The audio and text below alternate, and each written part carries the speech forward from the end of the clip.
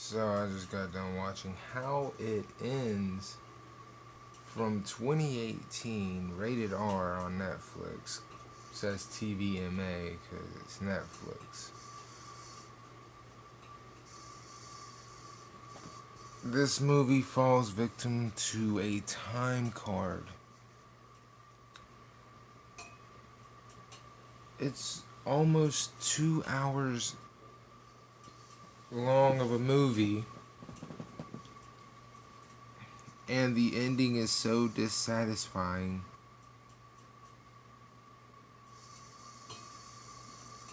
We don't even know what the fuck caused the situation for it to feel like the world was coming to an end.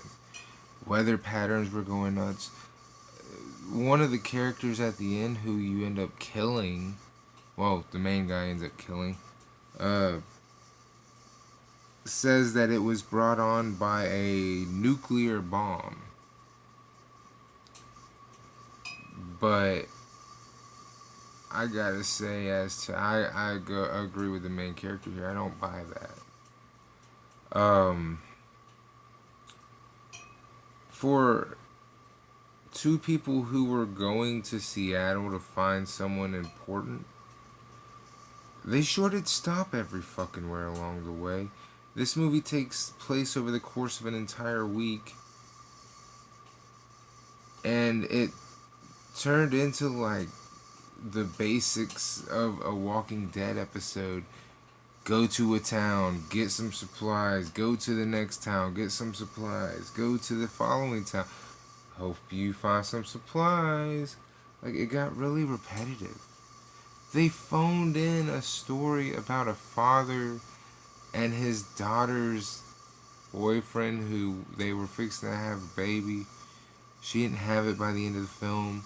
This really leads off for me to believe they were going to make a sequel to this movie.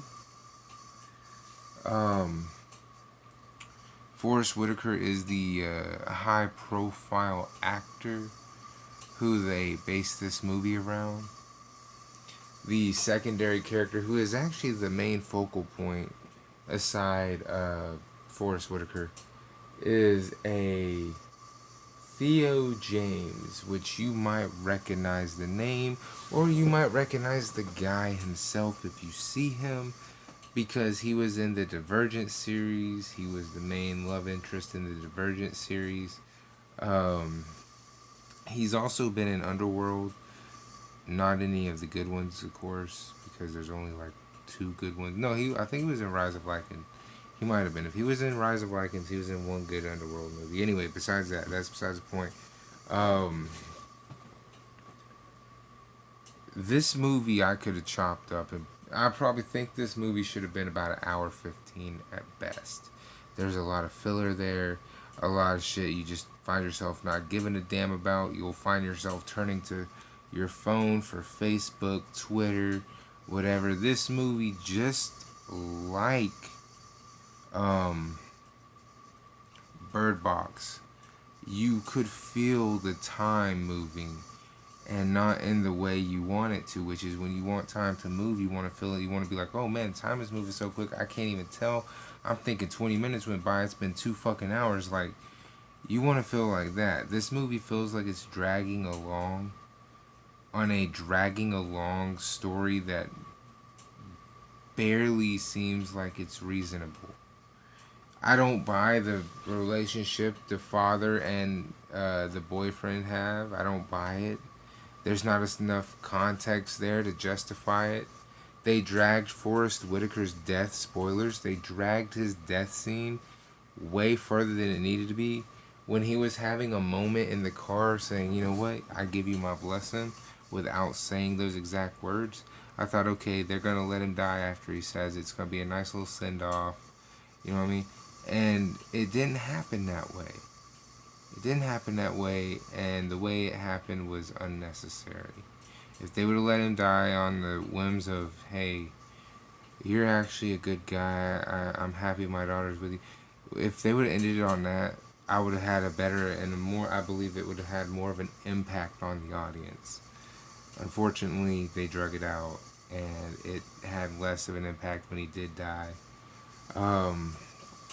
There was a lot of nonsense going back and forth in the fillers. Um, like I said, this movie's plot has a gaping hole in it because we have no idea what caused the disaster in this movie. We don't know if this is the world coming to an end because of weather patterns. We don't know if it's bombs. We don't know. They don't really clarify it. So, unfortunately, how it ends on a bad note. It makes you want more, but it also makes you want less because you already set. I feel like those filler sections they should have cut out and added more to the end because they could have gone into detail on what was going on. They could have done something, and they didn't. I felt like that was really cheesy. So again, how it ends, you don't have to watch it. I watched it. It's an hour and 53 minutes, and I'm almost certain that the 53 minutes could have been cut out of the movie and wouldn't nobody have fucking batted an eye, shed a tear, or anything. I give this movie Netflix thumbs down.